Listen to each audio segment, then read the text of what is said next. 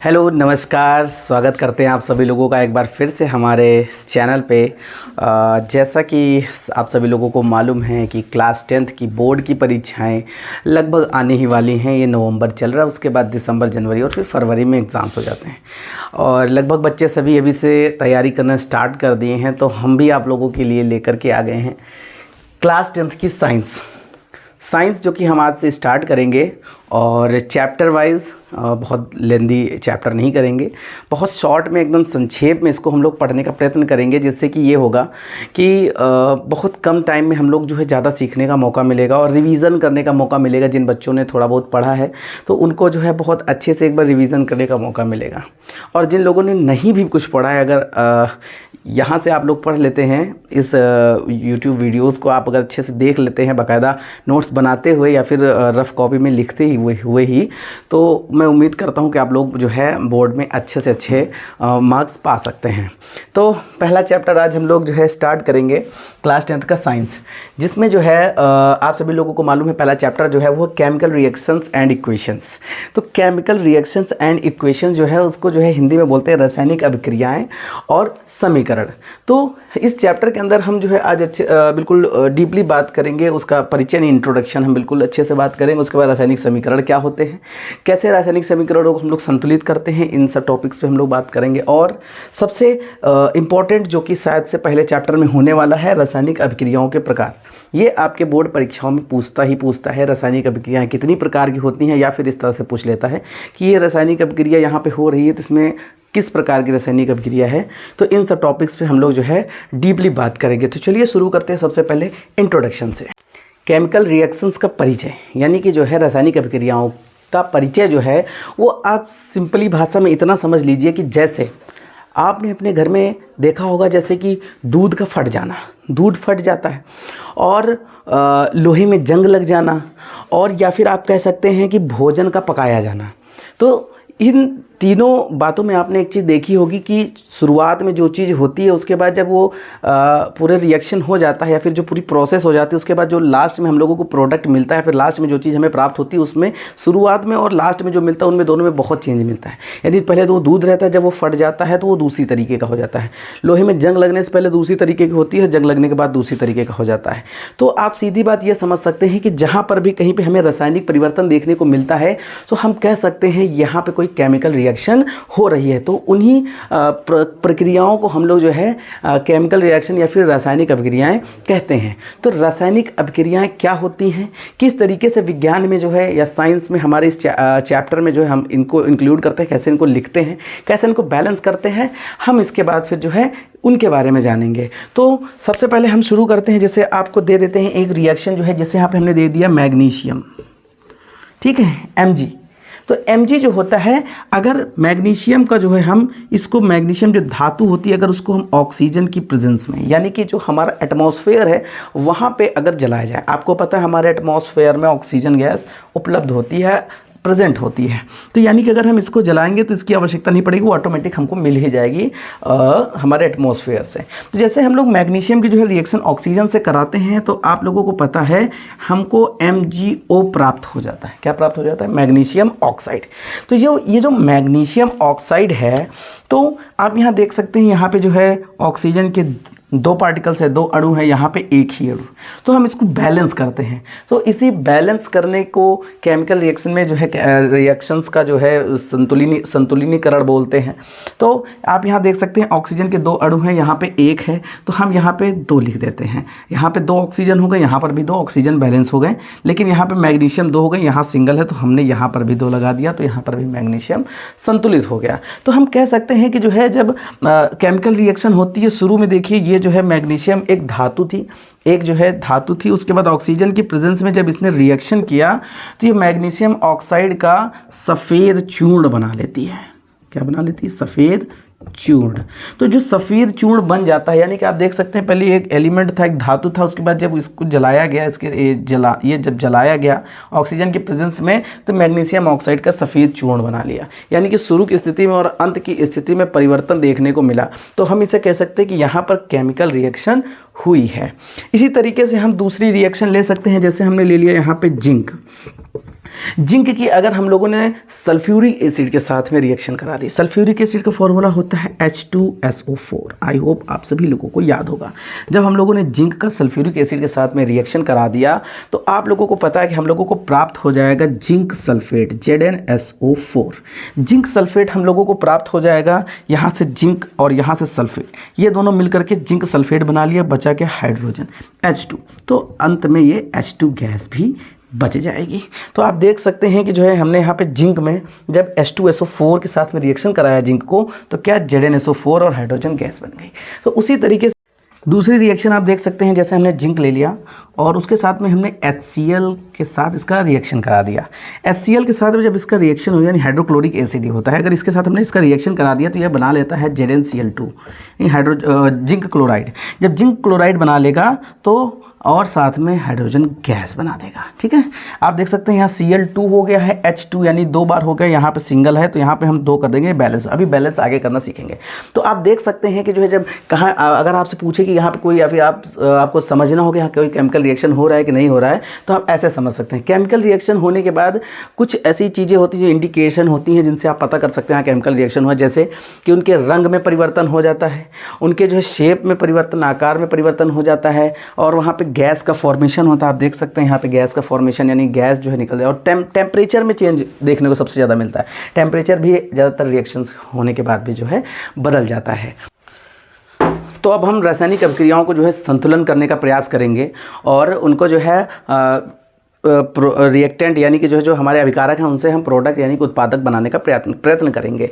जैसे आप यहाँ देख सकते हैं Fe यानी कि आयरन। अगर इस आयरन की जो है हम रिएक्शन करा दें H2O यानी कि वाटर से, तो हमें क्या प्राप्त हो जाता है Fe3O4 यानी कि आयरन ऑक्साइड। आयरन ऑक्साइड हम लोगों को प्राप्त हो जाता है और साथ में हाइड्रोजन गैस प्राप्त हो जाती है। अभी आप देख सकते हैं यहाँ पे कि जो है यहाँ पे Fe यानी आयरन के परमाणुओं की संख्या 3 है, यहाँ पे सिंगल यानी 1 है। तो यहाँ पे हम इसको बैलेंस कर लेंगे 3, दोनों तरफ बराबर होने चाहिए, तो वही चीज़ हम बैलेंस कर रहे हैं। अभी देख लें यहाँ पे आयरन जो है यहाँ 3 थे तो यहाँ पे 3 हो गए। अभी यहाँ देखिए ऑक्सीजन 4 है लेकिन यहाँ पर जो है 1 है, तो हम इसको जो है बैलेंस करते हैं। यहाँ पर हम 4 कर देंगे तो ये ऑक्सीजन बैलेंस हो गया। ठीक है, यहाँ पर भी 4 है, यहाँ पर भी 4 हो गए। यहाँ 4 दूनी 8 हाइड्रोजन है, यहाँ पर 2 ही है, तो हम इसको भी बैलेंस कर लेंगे।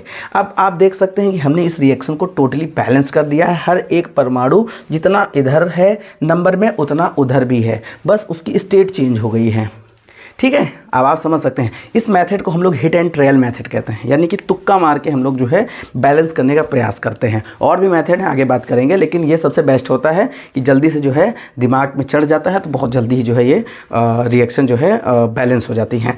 तो अभी जो है आप देख सकते हैं कि जैसे मतलब कोई भी जो है प्रोडक्ट जो होते हैं, प्रोडक्ट होते हैं, केमिकल होते हैं, कोई सॉलिड स्टेट में होता है, कोई लिक्विड स्टेट में होता है, तो उसके लिए हम क्या करते हैं, अभिक्रियाओं को अत्यधिक सुविधाजनक बनाने के लिए जो है जैसे लिक्विड होता है तो उसके बगल में L, और सॉलिड होती है यानी ठोस होती है तो S, जलीय विलयन होता है तो AQ, एक्वस, गैसी होता है तो ऐसे G करके जो है उसके बगल में लगा दिया जाता है, जिससे कि जो है उसको समझने में आसानी हो जाती है कि ये स्टेट जो है हमारी जो यहाँ पे मिल रही है सॉलिड स्टेट में मिल रही है या फिर गैसीय स्टेट में मिल रही है। तो इसी रिएक्शन में हम देखेंगे, जैसे यहाँ पे ये आयरन है तो आप सभी को मालूम है कि आयरन जो है सॉलिड, मैं दूसरे कलर से लिखता हूँ जिससे कि आपको समझ में आ जाए, ये जो है सॉलिड स्टेट में होता है, और H2O लिक्विड में भी होता है लेकिन ये गैस के फॉर्म में भी होता है। गैस के फॉर्म में जैसे ओस टाइप से या फिर जो है कुकर से निकला हुआ जो पानी रहता है वो सब जो है गैस के फॉर्म में वाटर रहता है। तो ये वाला जो H2O है ये गैस के फॉर्म में यहाँ पे रिएक्शन कर रहा है आयरन से।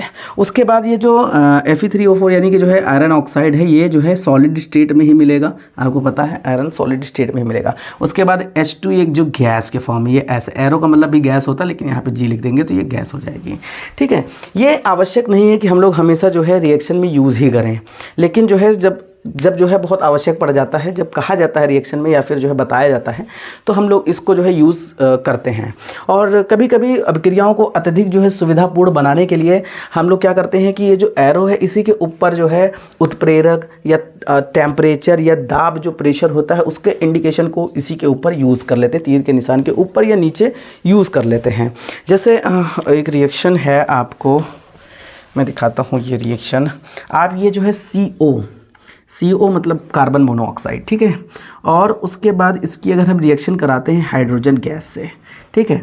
तो हाइड्रोजन कार्बन मोनोऑक्साइड की जब हम लोग हाइड्रोजन गैस के साथ में जब रिएक्शन कराते हैं 340 एटॉमिक प्रेशर पे, ये एटॉमिक प्रेशर है, ठीक है, दाब। तो ये इसका इंडिकेशन हमने एरो के ऊपर कर लिया। तो हम लोगों को जो है CH3OH मेथिल अल्कोहल प्राप्त होती है। इसके बाद ये आप देख सकते हैं कि जो है ये जो कार्बन मोनोऑक्साइड होती है ये गैसी फॉर्म में होती है, और यहाँ पे हाइड्रोजन जो होती है ये भी गैसी फॉर्म में। लेकिन आप देख सकते हैं कि यहाँ पर जो है CO, यहाँ पर O बैलेंस है, सिंगल है, यहाँ पे हाइड्रोजन 2 है लेकिन यहाँ पे हाइड्रोजन 4 है, ठीक है। आप यहाँ पे 2 कर लीजिए, यहाँ पे 4 हाइड्रोजन हो गए, यहाँ पे 4 हो गए। C यहाँ पे सिंगल था, C भी बैलेंस हो गया और O भी बैलेंस हो गया, यानी कि अब ये पूरी तरह से बैलेंस्ड रिएक्शन है।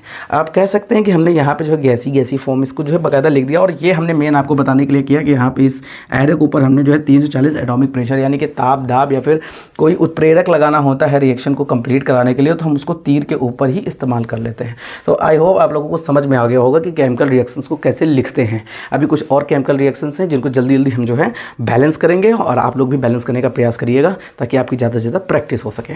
जैसे कि आपको मैं बताते चले जाऊंगा और आप लोग फटाफट से बैलेंस करते हुए चलिएगा, ठीक है। जैसे मैं कह देता हूं कि आप हाइड्रोजन का जो है रिएक्शन जो है वो क्लोरीन के साथ यानी क्लोरीन गैस के साथ करिए। हाइड्रोजन यानी कि H2, हाइड्रोजन का रिएक्शन यानी हाइड्रोजन का रिएक्शन आप करिए क्लोरीन यानी Cl2 के साथ में, तो आपको क्या प्राप्त होगा, आपको क्या प्राप्त होगा H2 और Cl के साथ में, यानी हम लोगों को HCl हाइड्रोक्लोरिक एसिड प्राप्त होगा।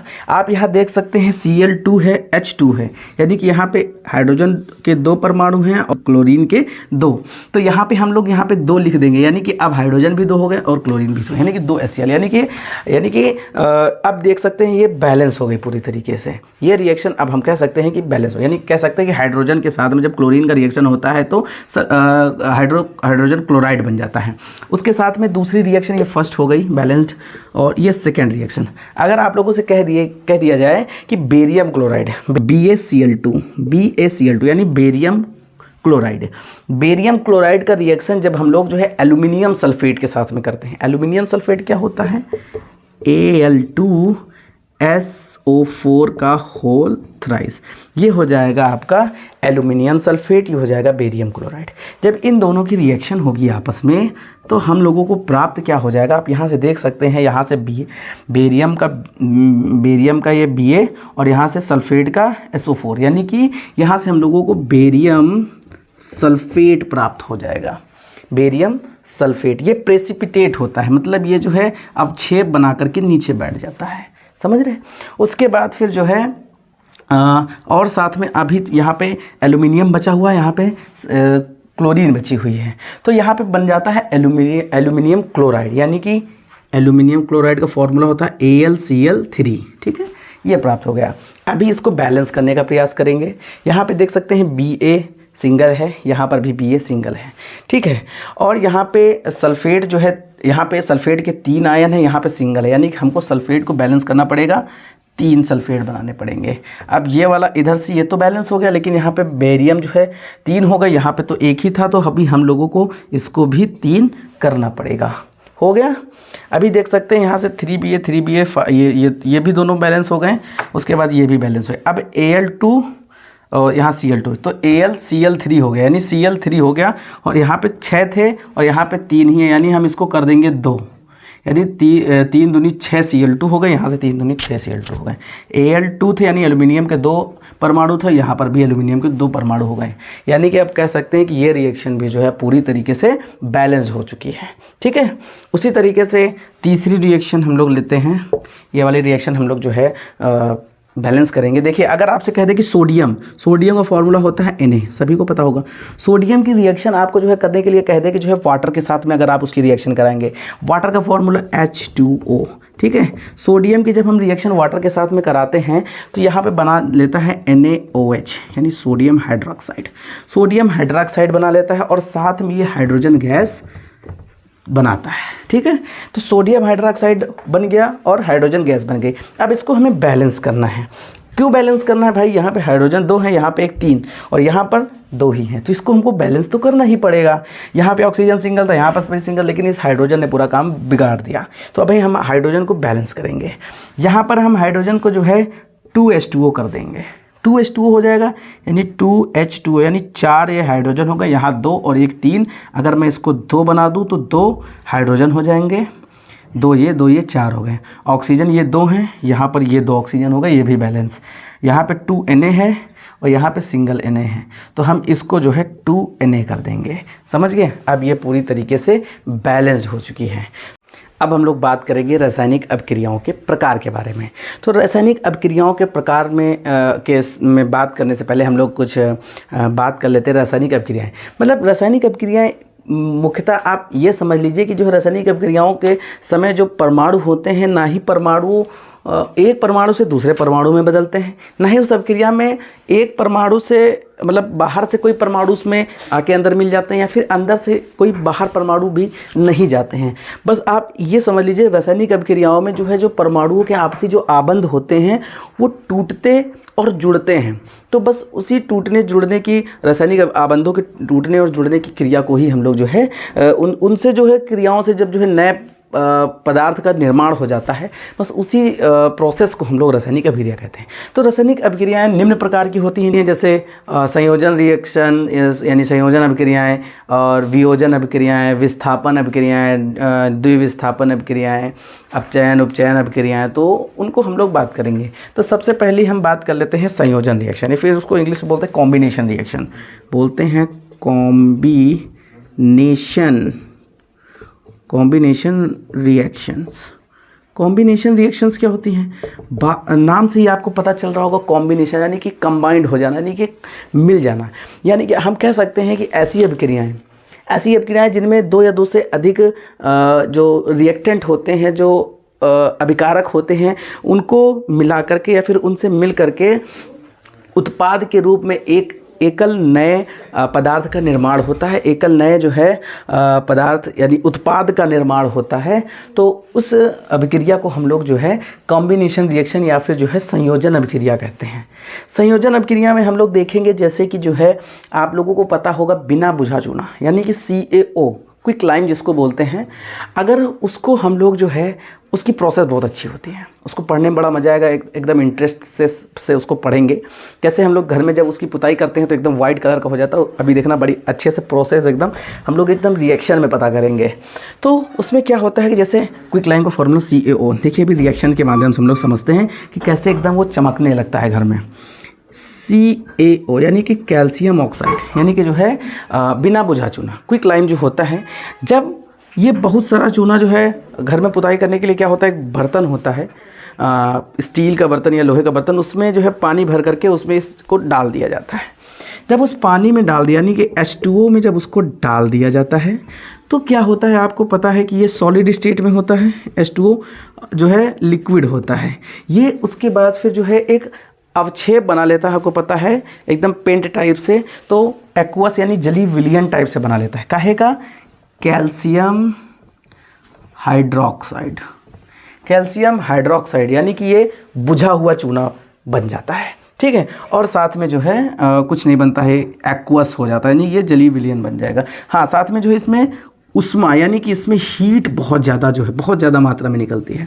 आप लोगों को पता होगा कि लोहे की जो है जो बाल्टी होती है, फिर जो स्टील की बाल्टी होती है, उसमें जब पानी भर के पेंट करने के लिए बाहर से जब चूना लाया जाता है उसमें, उसके बाद उसको डाला जाता है, थोड़ी देर बाद वो बहुत ज़्यादा गर्म होने लगता है, यानी कि आपको जली विलियन उसका मिलेगा पेंट करने के लिए, जो उसका जो है बुझा हुआ चूना प्राप्त हो जाएगा लास्ट में, लेकिन उसमें बहुत ज़्यादा हीट निकलती है, आप नीचे टच नहीं कर सकते, इतना ज़्यादा गर्म होता है वो।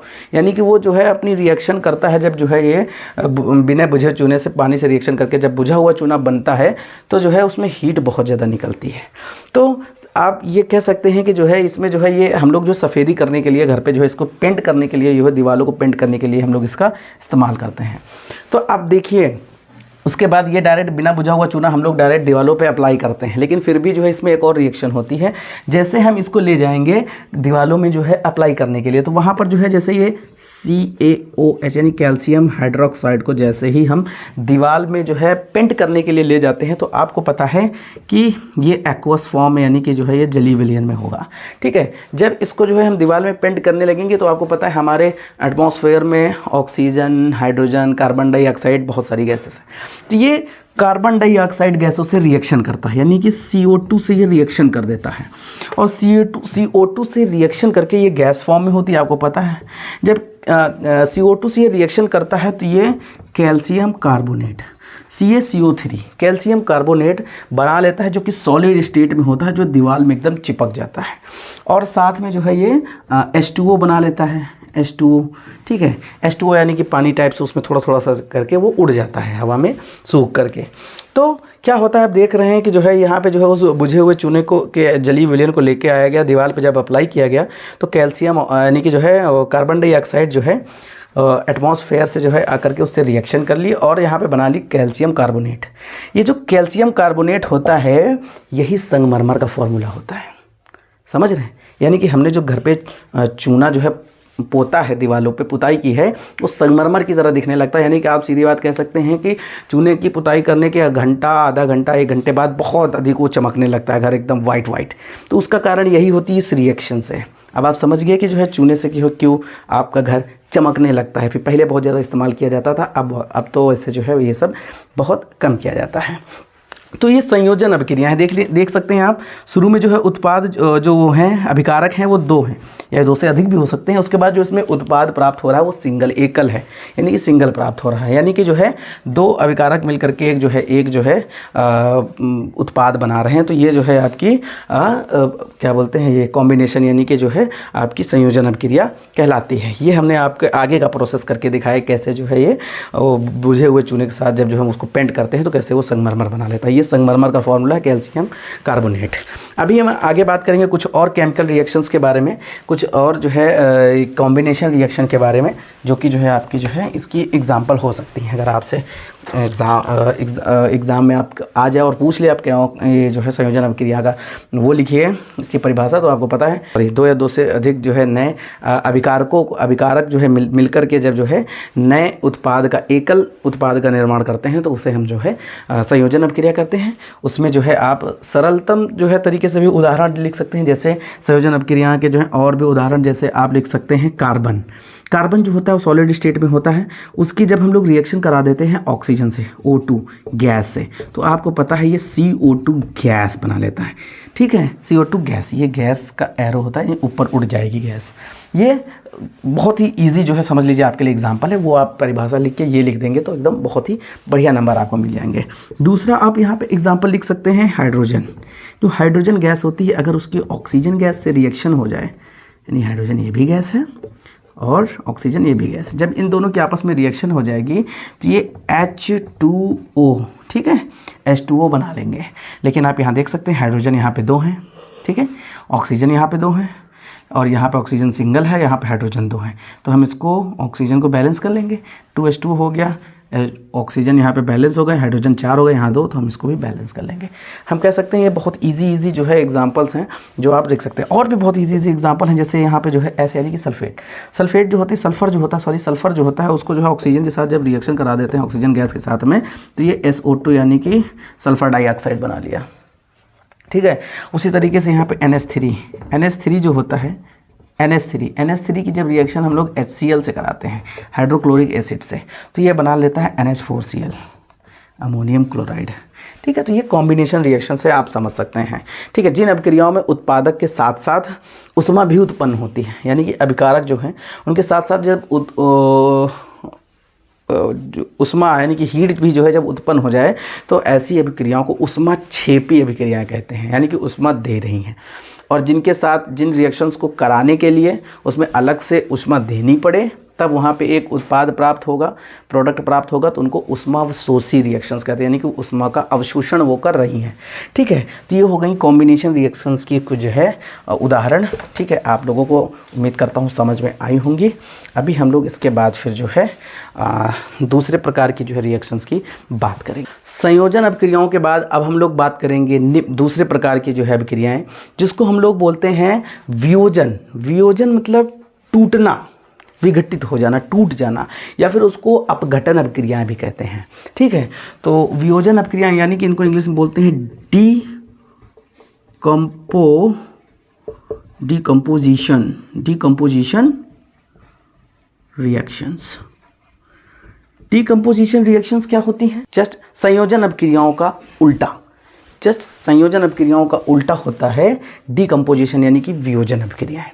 इस अभिक्रिया में एकल अभिकर्मक यानी कि जो अभिकर्मक होता है, जो अभिकारक होता है जिससे रिएक्शन होगी वो सिंगल होगा, और जो हम लोगों को प्रोडक्ट प्राप्त होगा वो छोटे छोटे उसी से टूटे हुए पार्टिकल्स यानी कि अणु जो होते हैं टूट करके जो है हम लोगों को वो प्रोडक्ट के रूप में प्राप्त होते हैं। तो ऐसी अभिक्रियाओं को हम लोग जो है वियोजन अभिक्रियाएं या फिर अपघटन अभिक्रियाएं कहते हैं, यानी कि जो है एक पार्टिकल छोटे छोटे अन्य पार्टिकल्स में टूट जाता है।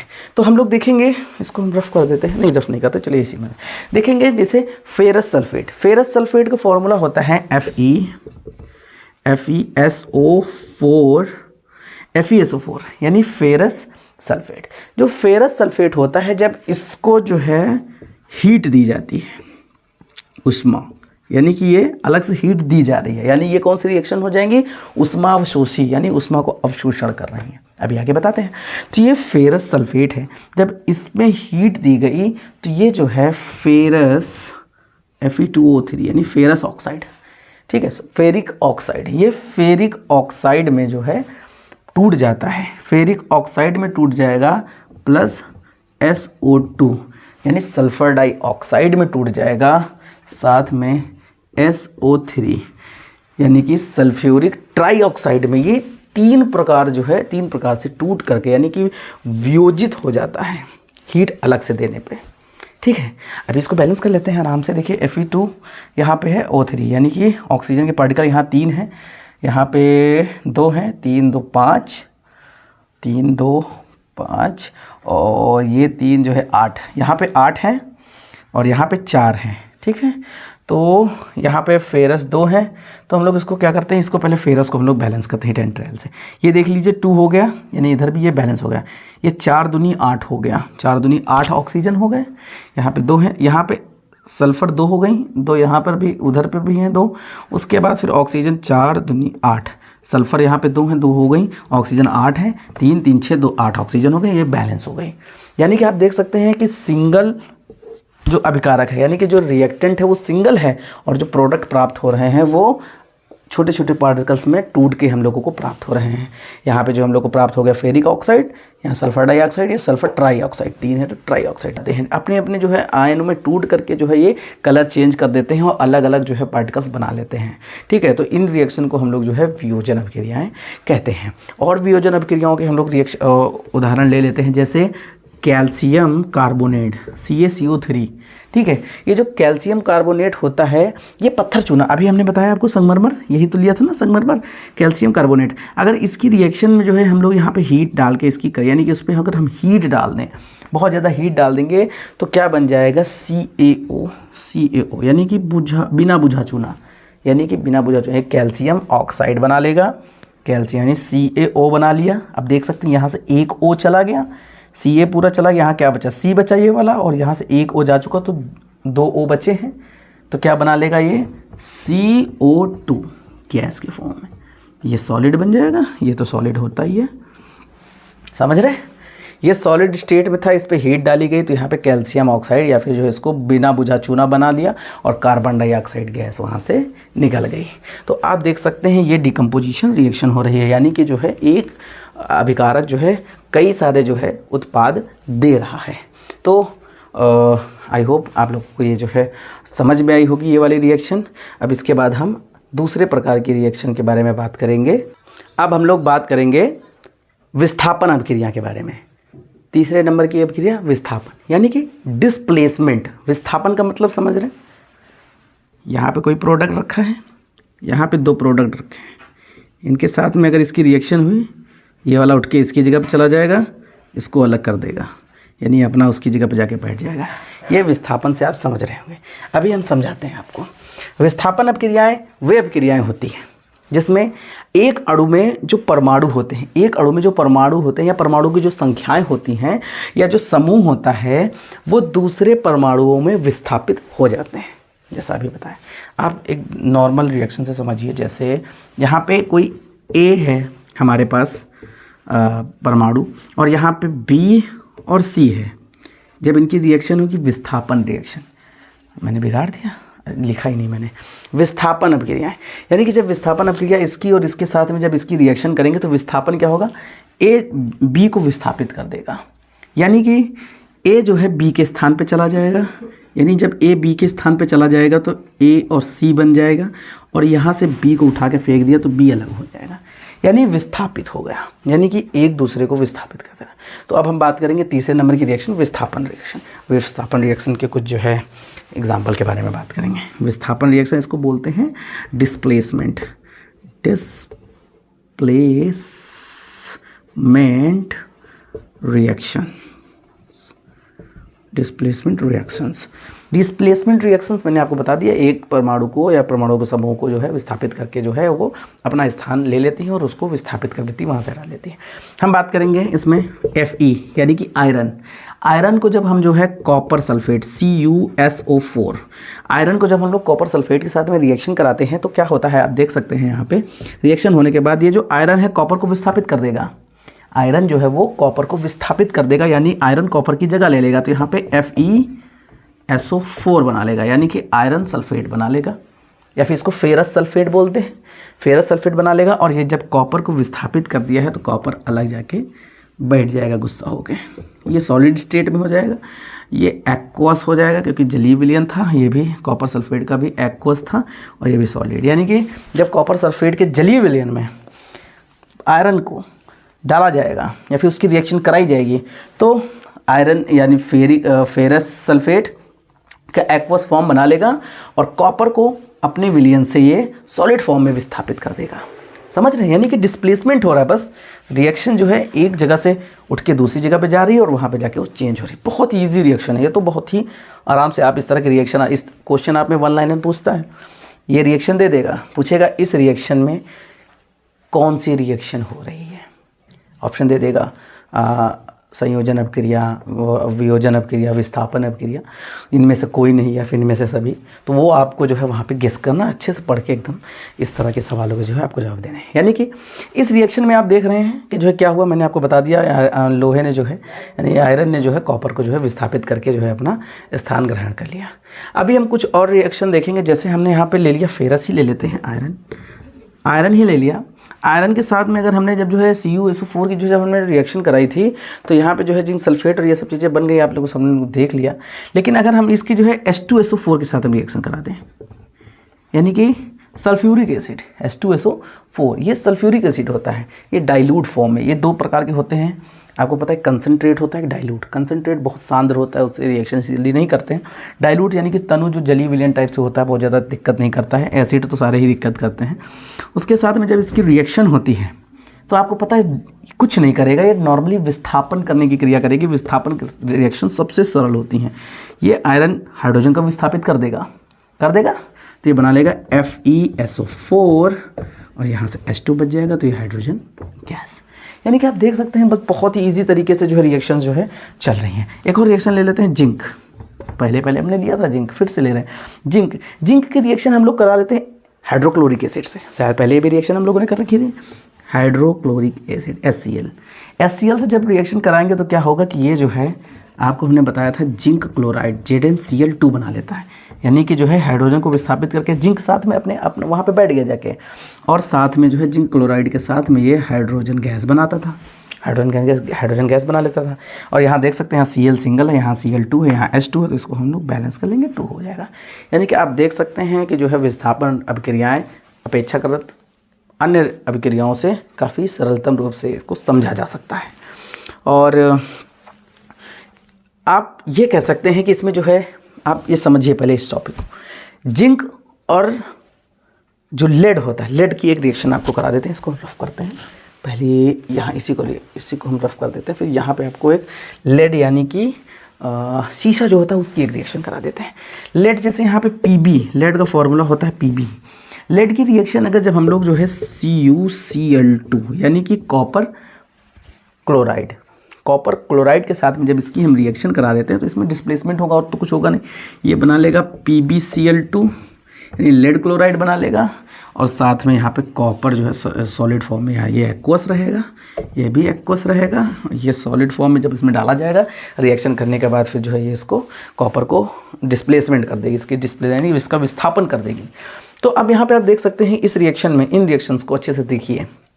उसके बाद जिंक और जो लेड है, जिंक लेड जो है कॉपर की अपेक्षाकृत, यानी कि यहाँ से कॉपर और यहाँ पे क्लोराइड है, यहाँ पे हाइड्रोजन है, यहाँ पे हाइड्रोजन है, यहाँ पे कॉपर है, यानी जो ये लेड है और जो जिंक है ये कॉपर की अपेक्षाकृत जो है अत्यधिक क्रियाशील धातु है, अत्यधिक क्रियाशील धातु है।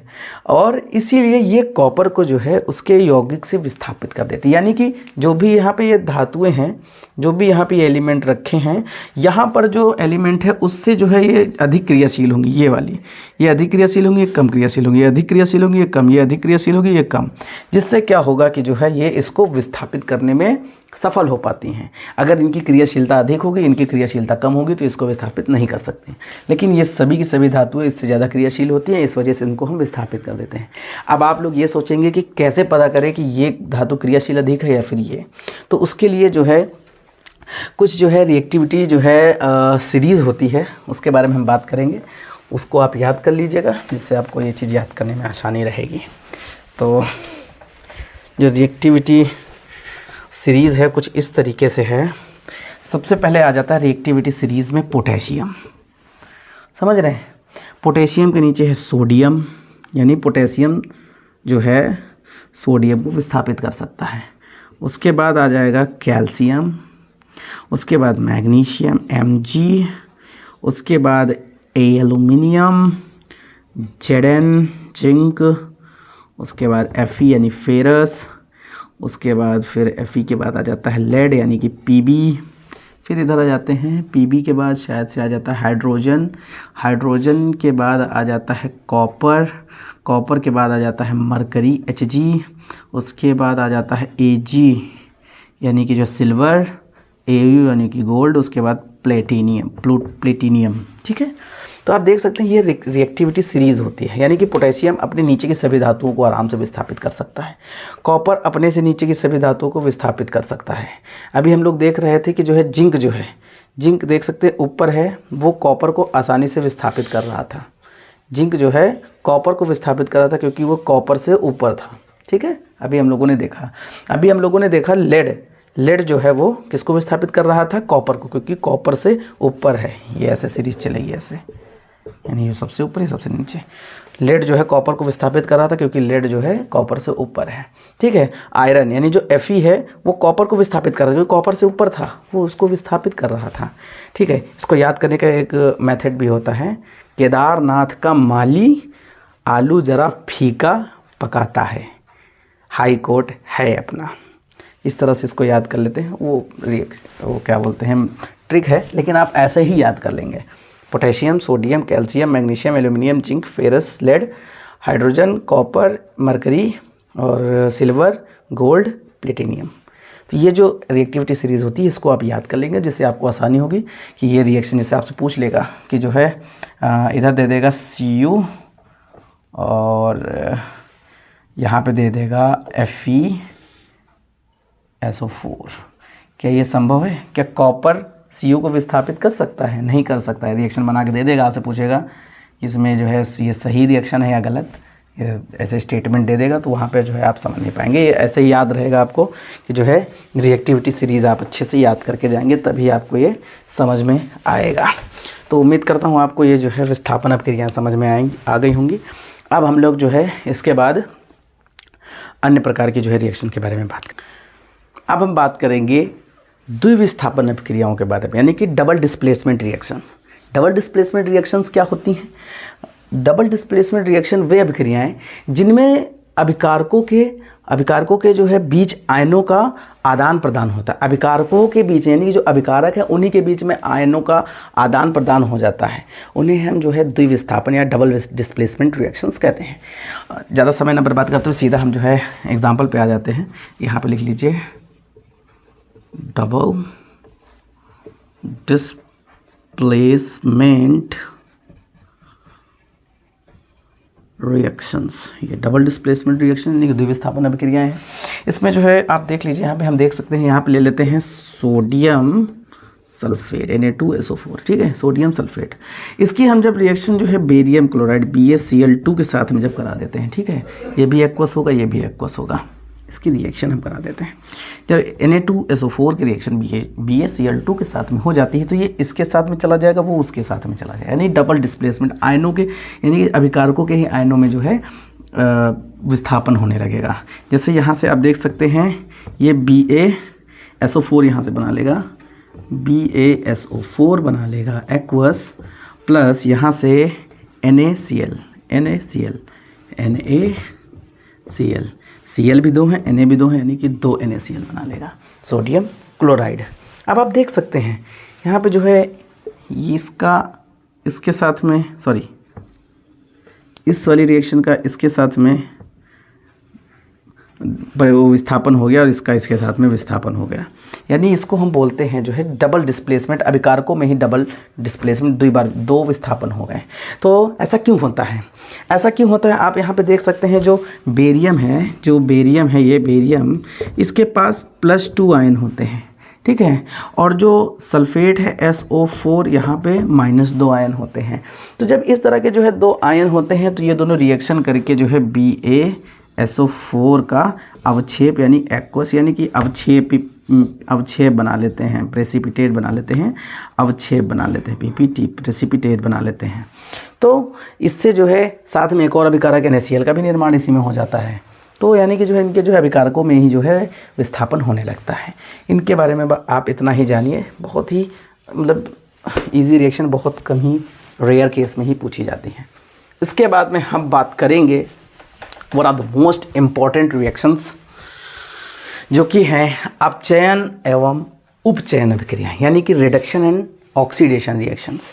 यानी कि किसी भी अभिक्रिया में एक अभिकारक, जो अभिकारक होता है, एक अभिकारक उपचयित होता है और तथा दूसरा अभिकारक अपचयित होता है। अभी आप पूछेंगे कि उपचयित और अपचयित क्या होता है, अभी बता रहे हैं। तो इस अभिक्रिया को, यानी कि एक अभिकारक उपचयित होता है और दूसरा अभिकारक जो है अपचयित होता है, यानी कि एक का ऑक्सीडेशन होता है, एक का रिडक्शन होता है, ठीक है। ऑक्सीडेशन यानी कि अभी आगे बताते हैं। तो जो उसका जो है इस प्रकार की अभिक्रियाओं को हम लोग जो है अपचयन एवं उपचयन अभिक्रिया कहते हैं, या फिर ऑक्सीडेशन रिडक्शन रिएक्शंस कहते हैं। उपचयन क्या होता है? जब उपचयन का मतलब होता है ऑक्सीडेशन, यानी कि जब किसी पदार्थ में ऑक्सीजन की वृद्धि हो जाती है, जब किसी भी पदार्थ में ऑक्सीजन की वृद्धि हो जाती है तो उसका ऑक्सीडेशन होता है, यानी कि उसका उपचयन होता है। और अपचयन जस्ट उसका अपोजिट, यानी कि जब किसी पदार्थ में ऑक्सीजन की मात्रा का ह्रास हो जाता है, यानी वो गिरावट हो जाती है, कमी आ जाती है, तो उस प्रकार की अभिक्रियाओं को या फिर उसको हम जो है उसको कहते हैं कि उसका जो है उस पदार्थ का जो है अपचयन हो गया, यानी कि रिडक्शन हो गया, यानी कि उसमें जो है ऑक्सीजन की मात्रा कमी हो गई। अभी आप समझ गए होंगे कि अपचयन और उपचयन किसे कहते हैं। तो हम बात कर रहे थे रिएक्शन के बारे में, अपचयन और उपचयन और अपचयन यानी कि ऑक्सीडेशन एंड रिडक्शन अभिक्रियाओं के बारे में।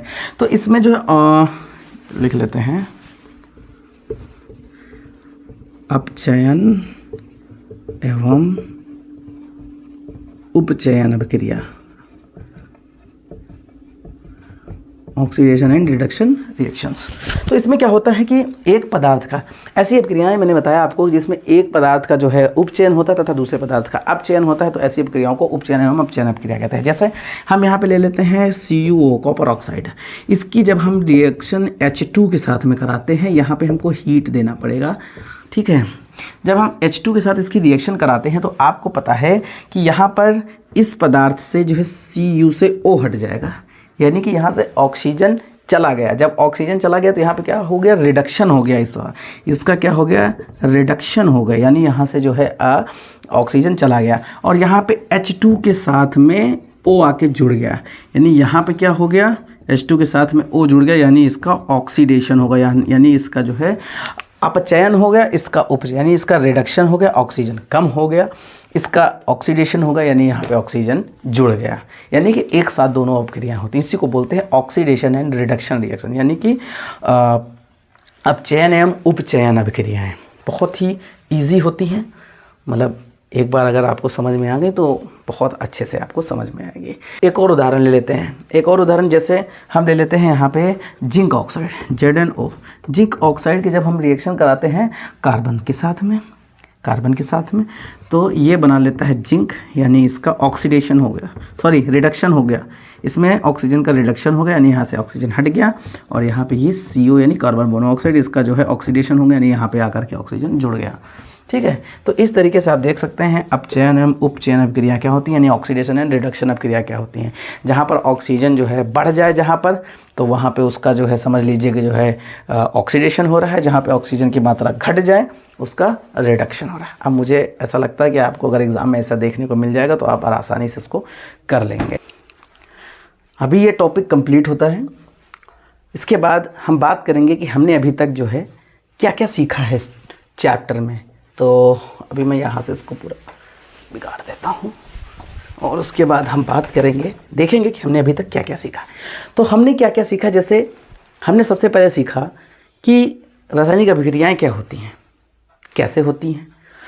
एक पूर्ण रासायनिक अभिक्रिया जो होती है उसमें अभिकारक जो होते हैं और जो उत्पाद जो होते हैं, यानी कि जो अभिकारक होते हैं उससे रिएक्शन करने के बाद फिर जो है उत्पाद का निर्माण होता है। उसके बाद जो रासायनिक समीकरण होते हैं उनको संतुलित किया जाता है। आपको पता है हमेशा वो संतुलित की अवस्था में नहीं रहते, तो उनको हमें संतुलित करना पड़ता है। तो उन समीकरणों में जो है आपको पता है अभिकारक तथा उत्पादन होने में जो है दोनों में जो है रासायनिक अभिक्रियाएं जो होती हैं उसमें जो है परमाणुओं की संख्या हमेशा समान नहीं रहती है। समान इस वजह से नहीं रहती क्योंकि उनको रिएक्शन को हम लोग जो है प्रैक्टिकल के फॉर्म में यहाँ पे प्रैक्टिकल के फॉर्म में हम लोग यहाँ पे लिख रहे होते हैं, तो हमको उनको जो है बैलेंस करना पड़ता है। तो वो हमेशा समान नहीं रहती, उनको हमको समान बनाना पड़ता है। आपको भी पता है कि जो है जो अभिकारक जो होते हैं उनमें जो परमाणु संख्या होती है, जो उत्पाद में प्राप्त होने वाला जो वो होता है, हम लोगों को उत्पाद प्राप्त होता है उसमें परमाणु संख्या हमेशा बराबर होती है। वो हमेशा बराबर होगी, अगर रिएक्शन में नहीं है बराबर तो उसको हमें अपनी तरफ से बराबर करना पड़ेगा। उसके बाद हमने अभिक्रियाओं के प्रकार के बारे में बात किया, जिसमें से सबसे पहली रिएक्शन थी संयोजन अभिक्रिया। संयोजन अभिक्रिया मतलब दो या दो से अधिक अभिकारकों को मिला करके एक सिंगल उत्पाद प्राप्त हो रहा था, प्रोडक्ट प्राप्त हो रहा था, तो उस रिएक्शन को हम लोग जो है संयोजन अभिक्रिया कहते हैं। उसके बाद वियोजन अभिक्रिया, विघटन अभिक्रिया, वियोजन अभिक्रिया है। उसके बाद वियोजन अभिक्रिया मतलब सिंगल प्रोडक्ट हम लोग जो है यहाँ पे अभिकारक यूज़ कर रहे थे, उसके बाद उस पर हीट डाल के या फिर एटॉमिक प्रेशर डाल करके उसको 2-3 भागों में उसको विघटित कर रहे थे, उसको तोड़ रहे थे, तो वहाँ पर जो हम कह सकते हैं कि ये जो है वियोजन अभिक्रिया। उसके बाद फिर जो है जिन अभिक्रियाओं में उत्पाद के साथ साथ उष्मा का उत्सर्जन होता है, यानी कि जिन अभिक्रियाओं में उत्पाद के साथ साथ जो है यानी कि एक प्रोडक्ट प्राप्त होगा उसके साथ में उष्मा यानी हीट भी निकलेगी। जैसे हमने बनाया था बुझे हुए चूने को जब वाटर में डाला था तो वहाँ पे एक हमको जो है एक्वस विलयन तो मिल रहा था बिना बुझे हुए चूने का, लेकिन जो है साथ में हीट का भी जो है निर्माण हो रहा था। आपको पता बहुत गर्म हो रहा था, तो जहाँ पर जो है उत्पाद के साथ साथ में हीट का भी निर्माण हो तो उसे हम कह सकते हैं कि ये जो है उष्मा छेपी रिएक्शन है, यानी कि उष्मा छेपी यानी उष्मा का निर्माण कर रही है। और जिन अभिक्रियाओं को कराने के लिए हमको अलग से हीट देनी पड़ती है तो उस प्रकार की अभिक्रियाओं को हम लोग उष्मावशोषी रिएक्शन कहते हैं, यानी कि वहाँ पे उष्मा का अवशोषण हो रहा है, यानी कि उष्मा अपने अंदर उसको अवशोषित कर रही है। जब कोई तत्व, तीसरा हमने कैसे और आगे हमने कैसे, जब कोई तत्व दूसरे तत्व के यौगिक को, जब कोई तत्व दूसरे तत्व के यौगिक को विस्थापित करके एक नए तत्व का निर्माण करता है तो उसे विस्थापन अभिक्रिया कहते हैं। विस्थापन कैसे होगा आपको पता है, हमेशा जो हाई रिएक्टिव एलिमेंट होगा वो लो रिएक्टिव एलिमेंट को जो है डिस्प्लेसमेंट कर देगा, उसकी विस्थापन कर देगा, उसका विस्थापन, तो वो रिएक्टिव सीरीज आप लोग याद कर लीजिएगा।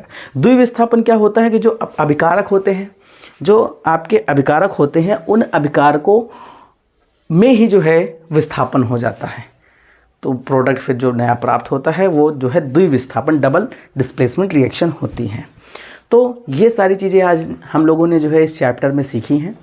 उम्मीद करता हूँ आप लोगों को जो है बहुत कुछ सीखने को मिला होगा और अगर आप लोगों को ये हमारा वीडियो पसंद आए तो हमारे इस चैनल को सब्सक्राइब करिएगा, हमारे वीडियो को लाइक करिएगा और अपने फ्रेंड्स के साथ में शेयर ज़रूर करिएगा।